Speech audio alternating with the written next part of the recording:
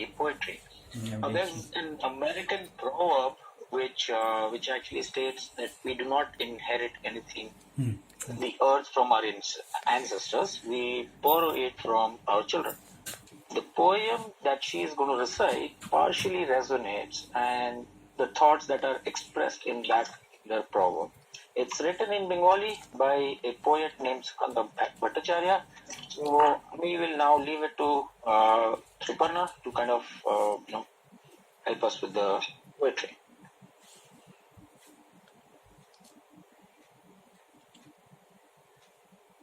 নমস্কার।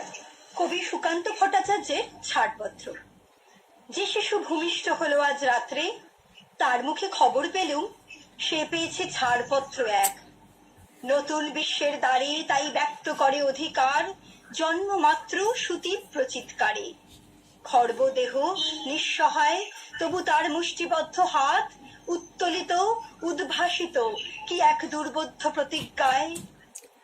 সে ভাষা বোঝে না কেউ, কেউ হাসে, কেউ বা করে মৃদু তিরস্কার।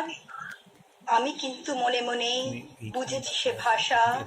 পেয়েছি নতুন চিঠি আসন্ন যুগের, পরিচয় পত্র পড়ি ভূমিষ্ঠ শিশুর অস্পষ্ট কুয়াশা ভরা চোখে। এসেছে নতুন শিশু, তাকে ছেড়ে দিতে হবে স্থান এই জীর্ণ পৃথিবীতে। ব্যর্থ, মৃত আর ধ্বংসস্তূপ পিঠে চলে যেতে হবে আমাদের। চলে যাব, তবু যতক্ষণ দেহে আছে প্রাণ, প্রাণপণে পৃথিবীর সরাবো জঞ্জাল।